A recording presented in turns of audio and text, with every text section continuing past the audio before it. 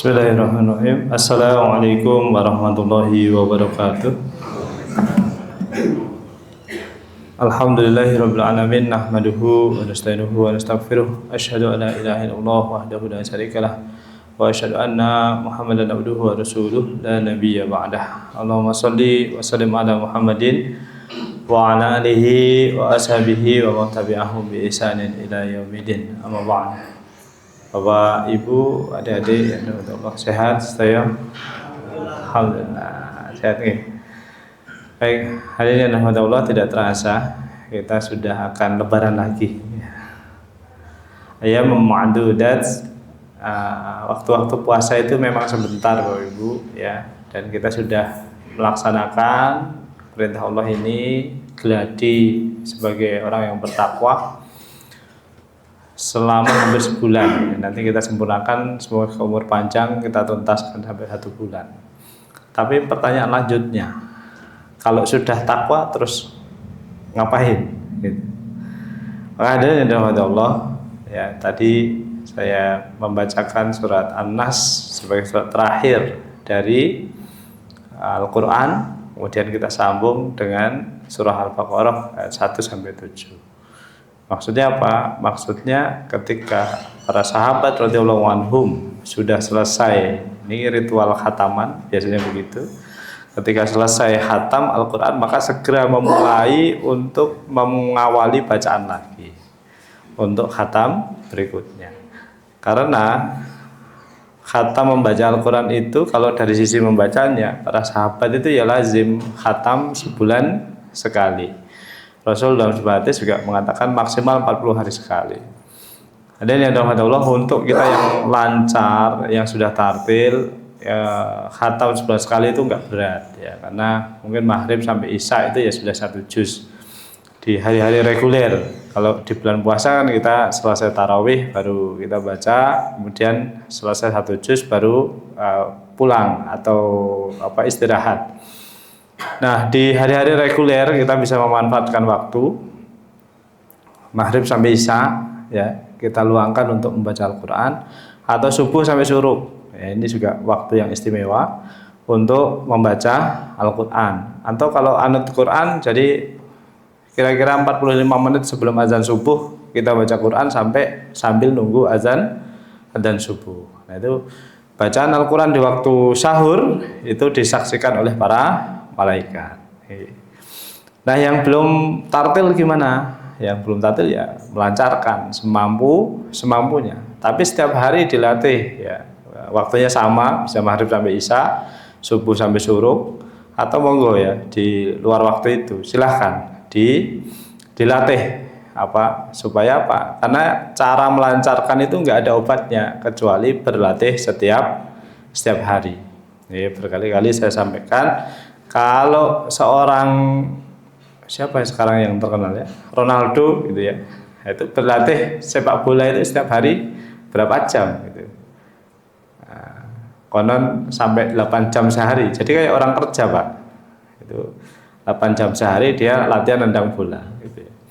Sehingga apa? Hasilnya ya sangat menghibur kita ya, ketika beliau dimainkan di lapangan, sangat menghibur kita. Ya, pergerakannya bagus, speednya bagus, dan seterusnya. Hadirin yang dirahmati Allah. Nah, sekarang yang masih belum bisa ya, kalau sampai Ramadan 1447 ini masih juga belum bisa baca Quran, ya jangan tunggu tahun depan baru belajar Al-Quran. Kita siapkan Ramadan tahun yang akan datang kita sudah bisa baca Quran. Artinya apa ya? Segera untuk bertekad, janjian dengan guru ya, untuk bisa dibantu membaca Al-Quran. Ini salah satu bagaimana kita mencari bekal itu adalah keistiqomahan ya. Jadi daripada amal kita itu sedikit dan jarang-jarang, mending amalannya banyak tapi istiqomah gitu. Setuju ya Pak? Insya Allah gitu. Udah amalannya sedikit, jarang-jarang gitu kan. Gitu. Tapi lebih baik kita tuh yang penting istiqomah, amalannya banyak nggak apa-apa gitu ya. Maka adanya Allah, prinsip-prinsip mencari bekal di kehidupan akhirat itu sudah diterangkan oleh Rasulullah SAW dalam banyak versi kehidupan, dalam banyak versi amalan. Di antaranya juga sering saya sampaikan juga hadis yang sangat populer berkaitan dengan modalitas kita untuk bisa masuk surga. Jadi kita selalu ingat dan mengingatkan bahwa Nabi Adam alaihissalam itu keluar dari surga gara-gara satu dosa, Pak. Ya, gara-gara apa? Satu dosa, yaitu melanggar larangan Allah, gitu ya. Iblis dikeluarkan dari surga juga karena satu dosa, yaitu membangkang atau tidak mentaati perintah Allah. Jadi antara melanggar larangan dan tidak mentaati perintah Allah Subhanahu wa taala, dua-duanya membuat kita berdosa. Dan kalau kita ada satu dosa, maka kita tidak layak di surga. Nah, maka jadi intinya apa gitu ya. Dalam perspektif ini bahwa kita ini harus menempuh semua cara agar dosa-dosa kita ini sebelum kita wafat sudah diampuni oleh Allah Subhanahu wa taala. Nah, caranya gimana? Rasulullah menjelaskan as-salatul khamsah, salat yang 5 waktu. Al-jumu'ah ilal jumu'ah, ya. Ibadah Jumat yang satu ke ibadah Jumat berikutnya. Ramadan ila Ramadan, Ramadan yang satu ke Ramadan berikutnya, maksudnya puasa dan semua kelengkapan ibadahnya. Juga al-umrati ilal umratu kafaratu ma bainahuma, menghapus dosa-dosa di antara keduanya. Kenapa kita bedah?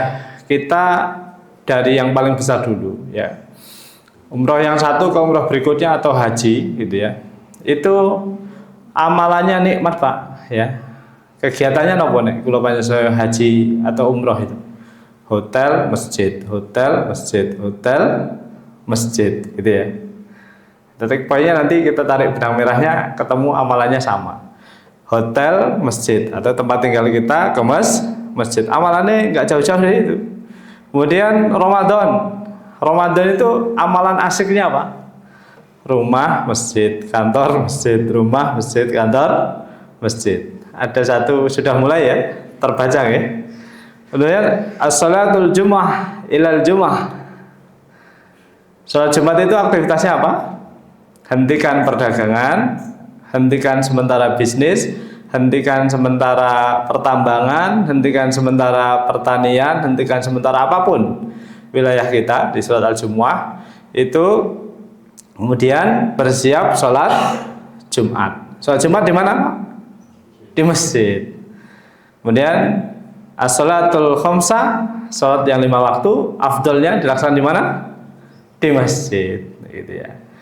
Jadi apapun aktivitas kita, selagi kita ini punya semangat untuk istiqomah memakmurkan masjid, baik reguler secara harian dalam sholat 5 waktu kita, pekanan dalam ibadah Jumat kita selalu dekat dengan masjid, memakmurkan masjid, maupun bulanan, ya, tahunan, sebulan sekali kita beraktivitas di masjid, ya, di bulan Ramadan, maupun ketika nanti kita beribadah di tanah suci untuk melaksanakan umrah maupun haji, aktivitasnya memakmurkan masjid, itu ya, dengan sholat itu. Dan disitulah ampunan Allah Subhanahu wa taala turunkan, gitu ya.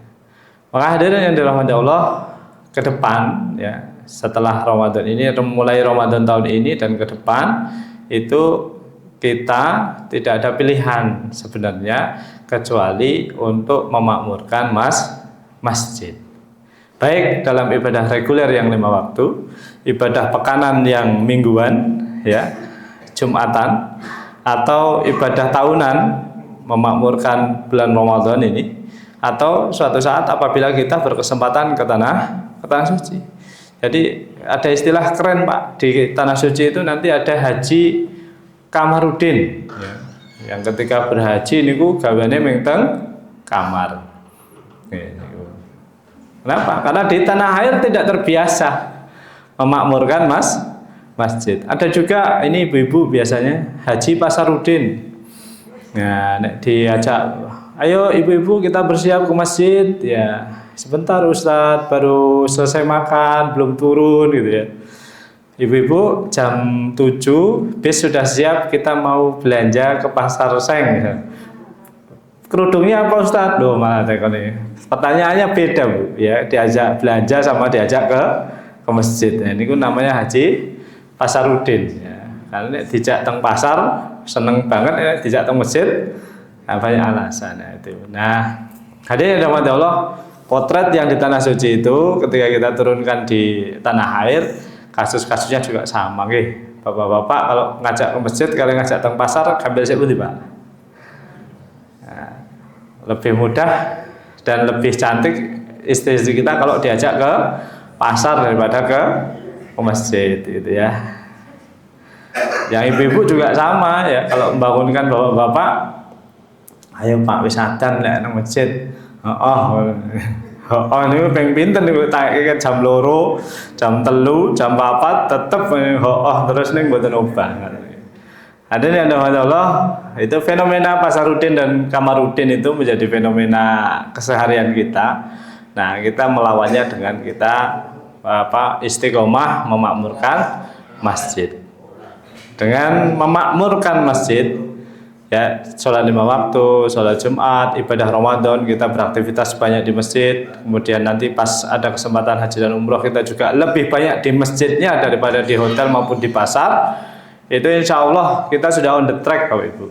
On the track itu apa Pak? Berada di jalan yang benar, ya, berada di relnya untuk mendapatkan ampunan Allah Subhanahu wa Ta'ala. Ya, demikian hadirin dirahmati Allah Subhanahu wa Ta'ala, bekal di akhirat ya sebenarnya tidak jauh-jauh dari aktivitas yang sudah kita latih selama sebulan ini, dan monggo itu tinggal diistiqomahkan. Oke, amin Allahumma amin. Ya, semoga kita mendapatkan cahaya Al-Qur'an, dan darinya karena kita sudah mendapatkannya, maka kita juga berkewajiban untuk memantulkannya kepada saudara-saudara kita yang lain melalui apa? Melalui bacaan Al-Quran kita, melalui akhlak Al-Quran kita. Sebab orang lain itu kadang-kadang tidak mau tahu Pak. Taunya yang kita ngaku sebagai umat Islam itulah yang berakhlak Quran. Nggak mau tahu dia alim apa orang awam, tapi ketika yang melakukan itu adalah orang Islam, maka dianggap itulah agama Islam. Padahal ya masing-masing sebenarnya berlatar belakang keilmuannya, kefahamannya terhadap agama ini. Karena itu ya kita fahamkan, ya kita berusaha memahami apa itu al-Islam, dan sedikit-sedikit sejauh kemampuan kita amalkan dalam kehidupan sehari-hari, sehingga Al-Quran itu terpancar dari akhlak kita, terpancar dari bacaan kita, dari tutur kata kita, sehingga betul-betul nanti terbentuk masyarakat yang Qur'ani. Amin Allahumma amin. Allahumma innaka afuwwun tuhibbul afwa fa'fu anni. Allahumma innaka afuwwun tuhibbul afwa fa'fu anni. Allahumma innaka afuwwun tuhibbul afwa fa'fu anni. Semoga Allah mengampuni dosa-dosa kita semuanya, lahir dan batin, dan mohon maaf lahir dan batin. Mungkin ini pertemuan terakhir Mas ya, Ramadan tahun ini maksudnya ya. Nanti di luar Ramadan boleh kita bertatap muka lagi insyaallah. Oke, sudah kosong-kosong ya Bapak Ibu. Saling mengikhlaskan, kita masuki tahap baru dalam ibadah kita, yaitu mengistiqomahkan kita selalu terpaut kepada masjid. Billahi taufik wal hidayah wal inayah wal afu minkum. Wassalamualaikum warahmatullahi wabarakatuh.